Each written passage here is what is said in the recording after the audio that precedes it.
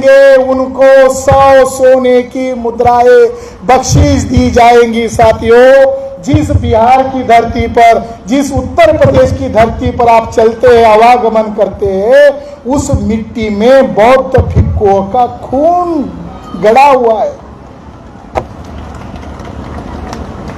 करुणा अपनों के प्रति की जाती है, करुणा जानवरों के प्रति की जाती है, करुणा चराचर के प्रति की जाती है। करुणा तो है ही, मगर करुणा बौद्ध भिक्षुओं का सर कलम करने वाले के प्रति नहीं। ऊपर से भिक्षु वस्त्र पहना हुआ प्रज्ञादीप है, हमें आदर है। ऊपर से चिवर पहना हुआ बौद्ध भिक्षु है, हमें आदर है, मगर अंदर भी अभी वही गूंज रहा है। और हमारी मिट्टी को, बोध गया की मिट्टी को अयोध्या के मंदिर के लिए बनाकर दे रहा है। इससे तो हमें सबक सीखना। जो कौम इतिहास से सबक नहीं सीखता, इतिहास उसको सबक सिखाता है, याद रखो। केवल बाबा साहब अम्बेडकर का जय जयकार करने से नहीं चलेगा। बाबा साहब अम्बेडकर बर्मा में गए, जिसको आज म्यांमार कहते हैं, बर्मा देश, वहां गए। 1954 में इंटरनेशनल कॉन्फ्रेंस हुई और बाबा साहब अम्बेडकर ने वहां भाषण नहीं किया। बाबा साहब अम्बेडकर को दुनिया के लोग चाहते थे। अम्बेडकर साहब, आप भारत में बौद्ध धर्म लाने वाले हैं, आपके पास क्या ब्लूप्रिंट है, आपका क्या प्रोग्राम है, और हम बौद्ध राष्ट्रों से आपको क्या मदद चाहिए वो हमें बताओ, हम आपको देने के लिए तैयार है। ये बताने के लिए बाबा साहब 1954 को ब्रह्मदेश यानी आज के म्यांमार में गए और वहां उन्होंने कहा, भारत में बौद्ध धर्म को पुनर्जीवित करने के लिए मैं 3 बड़ी कमजोरी देख रहा हूं। नंबर 1, पहली कमजोरी क्या है कि भारत के लोग अज्ञानी हैं, जाति को मानते हैं, उनके पास ज्ञान नहीं, इसलिए ब्राह्मणों के पीछे खड़े। मगर कोई त्रिपिटक पढ़े तो उसको कुछ भी समझ में नहीं आएगा। सारा बेसमेंट खराब हो गया हमारे लोगों का, त्रिपिटक की व्याख्या भी नहीं आती इतनी, क्योंकि संदर्भ के साथ है। तो बाबा साहब ने कहा त्रिपिटक नहीं पढ़ सकते, इसलिए मैं बुद्धा की टीचिंग को एक किताब में लाना चाहता हूं, त्रिपिटक को एक किताब में लाना चाहता हूं, जिससे विद्वान का समाधान हो जाए, आम लोगों का समाधान हो जाए। इसीलिए बाबा साहब ने कहा टू प्रोड्यूस बुद्धिस्ट बाइबल। बाबा साहब का पहला ऑब्जेक्ट, भारत को मैं बौद्ध में कैसे बनाऊंगा कि बुद्ध का आंदोलन ही लोगों को मालूम नहीं है, तो कैसे बुद्ध के आंदोलन के साथ जुड़ेंगे। तो बुद्ध का बाइबल बनाना होगा। ये बाइबल एक शब्दावली है, पवित्र ग्रंथ। बाइबल का अर्थ क्या होता है? पवित्र ग्रंथ। तो बाबा साहब ने वो कार्य अपने जीते जी पूरा किया। उस किताब का नाम है बुद्धा एंड इज धम्मा। उस किताब का नाम है बुद्धा इज धम्मा। अब मैं बुद्धिस्ट इंटरनेशनल नेटवर्क का काम कर रहा हूं, मुझे कई राज्यों से फोन आते हैं। मैंने बुद्धा एंड धम्मा पढ़ा, मगर समझ ही नहीं आया। मुझे लगता है किसी ने मिलावट कर दिया, मुझे लगता है किसी ने गड़बड़ किया। तो मैं कहता हूं तुम्हें बिल्कुल समझ में नहीं आएगा। उसने कहा क्यों? बाबा साहब ने एक लेटर में लिखा, बुद्धा और उनका धम्म इतना स्पष्ट लैंग्वेज में लिखा है, इतनी सादी सरल भाषा में लिखा है, हर एक को समझ में आ सकता है। मगर इसकी मास्टर चाबी जब तक खोलोगे नहीं, तब तक बुद्धा एंड धम्मा समझ में नहीं आएगा। तो बाबा साहब अम्बेडकर ने कहा 2 ग्रंथ उसकी मास्टर चाबी जो मैंने लिखी है, वो 2 ग्रंथ आपको पढ़ना होगा। एक ग्रंथ का नाम है revolution and counter revolution in ancient India, प्राचीन भारत में क्रांति और प्रतिक्रांति। ये मेरे द्वारा, बाबा साहब कहते मेरे द्वारा लिखा गया ग्रंथ है। जिस किसी को पढ़ना है बुद्धा एंड धम्मा, तो ये मास्टर चाबी है, इसको पहले लेना होगा हाथ में। दूसरा ग्रंथ पढ़ना होगा बुद्धा और कार्ल मार्क्स। ये नेपाल के लोग क्या कह रहे हैं? बाबा साहब तो 56 में कह रहे थे मार्क्सवादी षड्यंत्रकारी है, ये धोखेबाज ब्राह्मण है।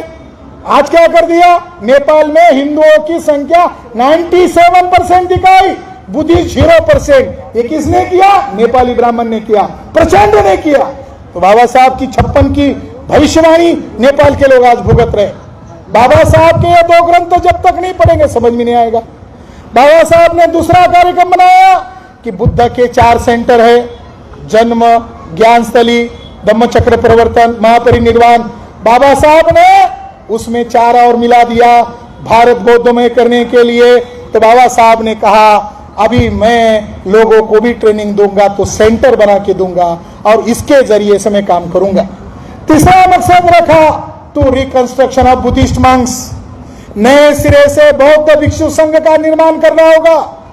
साथियों, मुझे माफ कीजिए, हमारे पुरखे गांव के बाहर रहते थे, तब हमारे लोगों को पता नहीं चलता, तो कहते थे नसीब में लिखा हुआ है। ये जो इतने बौद्ध भिक्षु है, इनको पूछो कि आप बोली वृक्ष के पास बैठते हो या एकदम किनारे बैठते हो। ये सारे जो भारतीय बौद्ध भिक्षु है, ये बीटीएमसी के लोग हमारे भारतीय बौद्ध भिक्षुओं को भिखारी मानकर बाहर किनारे में बिठाता है। बिठाता कि नहीं बिठाता है? बिठाता कि नहीं बिठाता?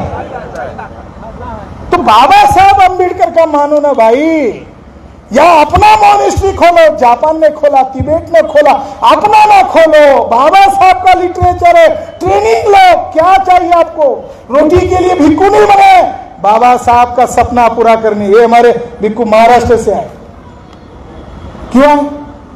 बाबा साहब ने चाहा नए सिरे से बौद्ध भिक्षु संघ का निर्माण करना होगा। ये कार्यक्रम बाबा साहब का हम अमल कर रहे हैं, हम अमल कर रहे हैं, या हम आपको सम्मान दे रहे हैं, केवल स्टेज पर नहीं दे रहे। आपने अगर घोषित कर दिया, आपके जितने भिक्षुओं ने कहा, आपने कहा सर हमें केवल एक जिला दे दो, बाकी का दूसरा जिला दे दो, 4 महीने में क्रांति हो जाएगी। इतने भिक्षु यहाँ पर है, बिहार का एक एक जिले का अगर आपको जिम्मेदारी दे दिया, आप एक एक जिले की जिम्मेदारी लो, क्या इनको आप संभाल नहीं सकते हो? क्या ये चारिका लेने आएंगे तो अब इनको भोजन नहीं दे सकते हो? साथियों, उपासकता रे बौद्ध भिक्षु तैयार नहीं है, ये है प्रॉब्लम। ये कोई वामन मिश्रण का कार्यक्रम नहीं है, ये कोई हमारा हर्षबुद्धि का कार्यक्रम नहीं है, ये शाक्य मुनि बुद्धा का काम है। हम इस धरती पर पैदा हुए, हम धन्य मानते हैं। हम इस मिट्टी में पैदा हुए, हमारे ऊपर कर्जा है, और वो कर्जा बुद्ध का है, अशोक का है। अशोक राजा कितने दावे से बोलता था, जहां अभिलेख खुदवाए आंख से आंसू आता है जब पढ़ता है। उसका कॉन्फिडेंस कितना है हमारे प्रियदर्शी सम्राट अशोक का। राजा अशोक कहता है, जब तक सूरज चांद रहेगा, बुद्ध धम्म का संघ का नाम रहेगा। इतना उसका दावा है। आज देखो 3.5% ब्राह्मण लोग हमको परेशान कर रहे हैं। मैं आपको संदर्भ बता रहा था कि अगर ब्राह्मणों का जगन्नाथ टेम्पल, वो हमारा है, उसके लिए ओडिशा के बुद्धिस्ट इंटरनेशनल नेटवर्क के लोग ऐसी सभा का आयोजन कर रहे हैं। ब्राह्मण को कहीं भी छोड़ने वाले नहीं, जड़ी स्तरी सभी जगह पकड़ने वाले हम लोग। अभी हमारा आदमी उत्तर प्रदेश से आया, 1 लाख लोगों का बनारस का मथुरा में मोर्चा निकाला।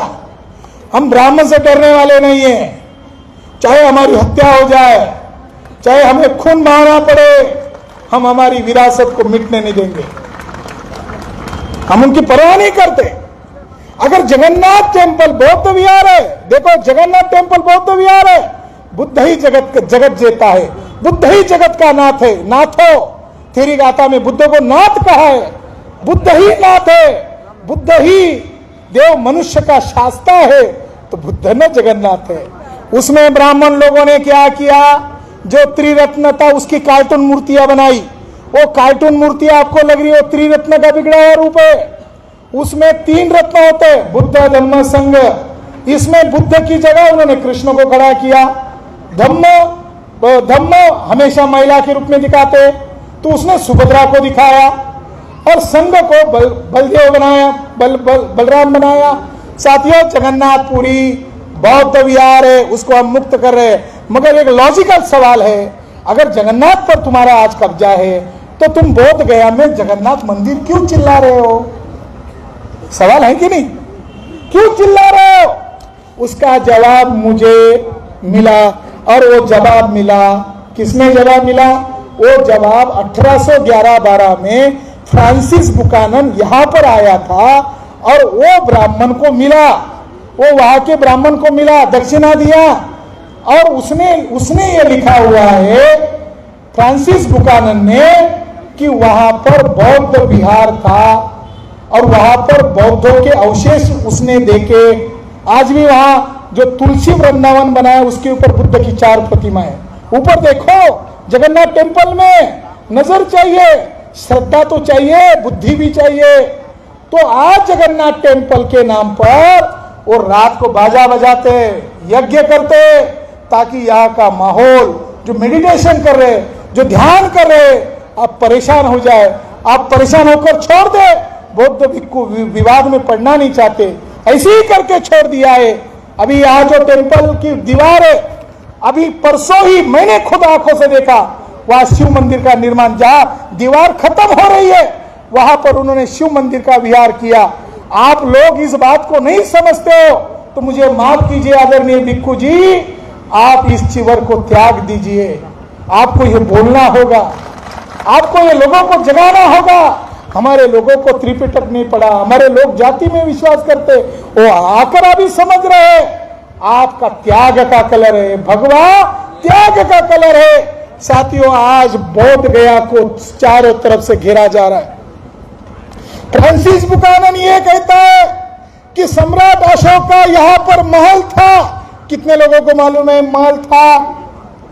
सम्राट अशोक जैसा महान राजा, दुनिया का राजा है, तो उसका महल कितना बड़ा होगा? पाटलिपुत्रा का महल अमेरिका के आर्कियोलॉजिस्ट ने वो 1912 से 15 तक खुदाई की, और जब भारत आजाद हुआ, जो ओपन किया गया उसमें कोयला मिला, अशोक का महल चलाया गया शुंग के द्वारा, और बिरला ने पैसा देकर जो ओपन किया उसको खुदाई किया। जो भी पाटलिपुत्रा में जाते हो, आप किसी को भी पूछो सम्राट अशोक का महल किधर है, तो आपको कोई नहीं बोलेगा, मगर आपको थोड़ा घुमाने के बाद कोई विद्वान बोलेगा, अरे सुनने में आया है कि कुम्हरार में था। आज कुम्हरार में सम्राट अशोक का महल, ये बैकवर्ड कास्ट के सीएम लोग हैं, ये हमारे अपने लोग हैं तो अपने ही, मगर इन लोगों ने ब्राह्मणों की सुनकर, जायसवाल वहां का ब्राह्मण उसने इंस्टीट्यूट बनाया, उन्होंने आज पटना में सम्राट अशोक के महल को मिट्टी में दबा दिया है, और लड़का लड़कियों को गार्डन बनाकर अफेयर करने के लिए सुविधाएं उपलब्ध करा दिए। ए बिहार के वासियों, आपके सम्राट अशोक के महल को दबा दिया गया है। चाहे कोई भी हो, राज्य की सरकार उसको दोबारा खुदाई करनी चाहिए और ओपन करना चाहिए। हे बिहार के वासियों, सम्राट अशोक का दूसरा महल यहाँ है, वो मुझे मालूम है। अब बुद्धिस्ट इंटरनेशनल नेटवर्क जागृति कर रहा है, अब सड़क की भी लड़ाई लड़ेंगे। 2 लाख लोग अगले साल लेकर आने वाले, तो ऐसे ही थोड़ी लेकर आने वाले मुद्दे हमारे पास। साथियों, इस मौके पर मैं आप लोगों को ये जानकारी देना चाहता हूं कि बोध गया निर्विवाद रूप से बौद्धों का है, और इस पर महंत ब्राह्मणों का कब्जा नहीं हो सकता। अब आखिरी मुद्दा रहा है कि महाबोधि महाविहार की मिट्टी अयोध्या के मंदिर के भेजने वाले षड्यंत्रकारी लोगों ने इस अंतर्राष्ट्रीय धरोहर की गरिमा को खराब किया है। इसलिए भी महाविहार को महंत ब्राह्मणों के नियंत्रण से तुरंत प्रभाव से मुक्त करना होगा। अगले साल हम 2 लाख लोगों का मोर्चा लेकर आ रहे हैं। ये कार्यक्रम का रिपोर्टिंग कोई ना कोई प्रज्ञादीप भंते जी को देगा। हम उनको आज भी भंते जी मानते हैं, हम उनको आज भी भंते जी मानते हैं, उनका सम्मान करते हैं। उनको ये इस बात का जवाब देना होगा कि मोहन भागवत को आपने किस आधार पर वो मिट्टी फेंकी, उसका जवाब देना होगा। और हमें ब्राह्मणों से अलर्ट क्यों रहना है? बाबा साहब अम्बेडकर 1954 को ब्रह्मदेश की इंटरनेशनल बुद्धिस्ट कॉन्फ्रेंस में कहा, मैं बाबा साहब अम्बेडकर को आदर्श मानकर इस पर काम करने वाला हूं। हम बाबा साहब के आदेश का पालन कर रहे हैं। बाबा साहब अम्बेडकर ने कहा, मैं भारत में बौद्ध धर्म को पुनर्जीवित कर रहा हूं, मगर मैं भारतीय लोगों को तो समझा ही रहा हूं, बौद्ध देशों को भी समझा देता हूं, ताकि मेरा और आप में अनबन न बने। बाबा साहब ने उस स्पीच में कहा, और ये बात doctor Baba Saheb Ambedkar writing and speeches volume number 17 part number 3 में मौजूद है। अगर मेरी बात गलत है तो मेरे ऊपर मुकदमा दर्ज कराइए कि आपने बाबा साहब का नाम लिया और हमको गलत बताया। पार्ट नंबर 3 वॉल्यूम नंबर 17 में बाबा साहब उस स्पीच में कहते हैं, पूरी दुनिया के बौद्धों को, भारत के बौद्धों को जानना चाहिए। बाबा साहब कहते हैं, भारत में बौद्ध धर्म को पुनर्जीवित करते हुए आप लोगों को खबरदारी लेनी होगी कि ब्राह्मण को इसमें घुसने मत देना। बाबा साहब कह रहे इसमें मत घुसने देना, ब्राह्मण को इस आंदोलन का नेतृत्व मत करने देना।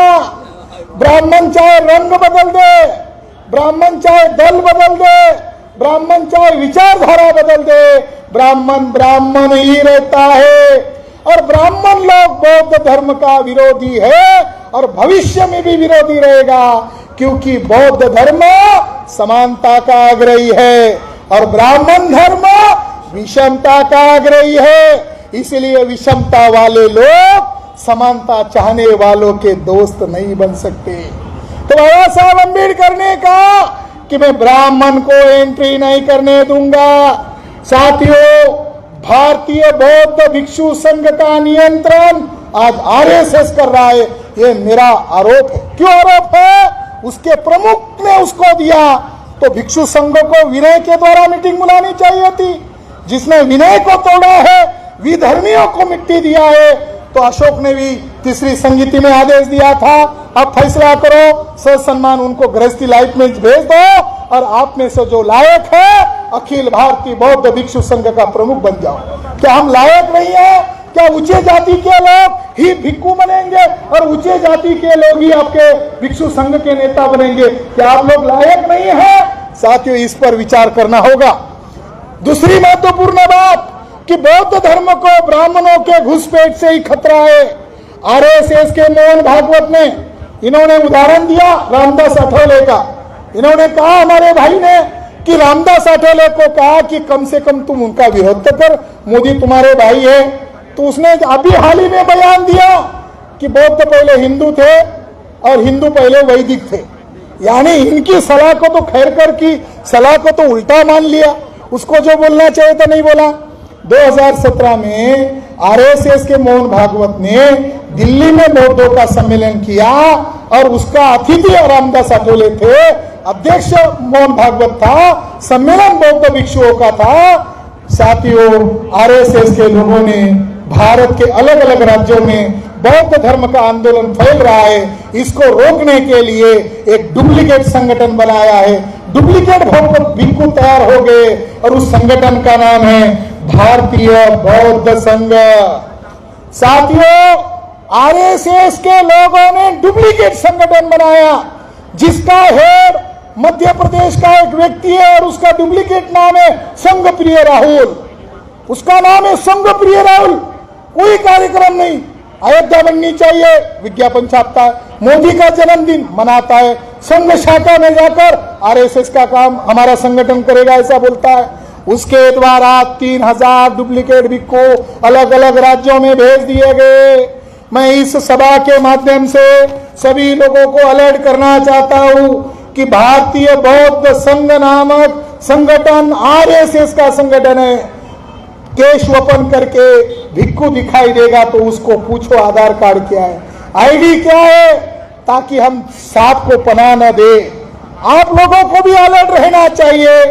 इसलिए इस मौके पर मैं आपको यह संदेश देना चाहता हूं। संदेश क्यों देना चाहता हूं? शंकराचार्य जब भारत नॉर्थ इंडिया में आया, बोध गया में आया, अलग अलग जगह पर गया, तो उसने ऐसे ही डुप्लीकेट भिक्षुओं का जत्था बनाया। उस वजह से उसको प्रछन्न बौद्ध कहते थे। और जब हमारे भिक्षु ध्यान साधना कर रहे, वंदना कर रहे आंख बंद करके, तब उसने अपनी झोली से छुरी निकाली और बौद्ध भिक्षुओं का गर्दन काट कर मार डाला। ये आतंकवादी है। शंकराचार्य आतंकवादी है। शंकराचार्य ब्राह्मण धर्म को पुनर्जीवित करने वाला आतंकवादी है और वही वो षड्यंत्रकारी ब्राह्मण था। उसी ने बुद्ध को विष्णु का अवतार घोषित किया। इसलिए यहाँ पर जो महंत है शंकराचार्य का चेला है, बुद्ध का चेला नहीं है। तो इसलिए इस विहार को भी मुक्त करना होगा, साकेत को मुक्त करना होगा, जिसको ये ब्राह्मण अयोध्या कह रहे हैं। 84,000 बौद्ध विहारों को मुक्ति का आंदोलन का रूप अगर लेना है तो आपको राष्ट्रव्यापी संगठन का निर्माण करना होगा। बाबा साहब अंबेडकर की आइडियोलॉजी सक्षम है भारत को बौद्ध बनाने के लिए। बाबा साहब अंबेडकर की विचारधारा, उनका ब्लूप्रिंट, उनका कार्यक्रम पर हम अमल कर रहे, तो आने वाले समय में schedule caste, schedule tribe and backward caste के लोग, यहाँ जनगणना की बहुत चर्चा हो रही है और बौद्धों का आंकड़ा कम है, इसी चर्चा हो रही है, तो आने वाले समय में शेड्यूल कास्ट के लोगों को भी बुद्धिस्ट इंटरनेशनल नेटवर्क के द्वारा अपील की जा रही है, जनगणना में अपना धर्म हिंदू न लिखे, अपना धर्म बौद्ध धर्म लिखे। शेड्यूल कास्ट के लोग अपना धर्म हिंदू धर्म न लिखे। बाबा साहब ने कहा हिंदू के रूप में मरूंगा, हिंदू के रूप में नहीं मरूंगा। ये बौद्ध बन के बाबा साहब ने हमको ये विरासत दिया। बैकवर्ड कास्ट के लोगों का धर्म बौद्ध धर्म है, आदिवासियों का धर्म बौद्ध धर्म है, मुसलमान बनने के पहले उनका धर्म भी बौद्ध धर्म था। साथियों, भारत के तमाम लोगों का धर्म बौद्ध धर्म है। तो बौद्ध धर्म का उद्देश्य न्याय, समानता, बंधुता, भाईचारा की व्यवस्था का निर्माण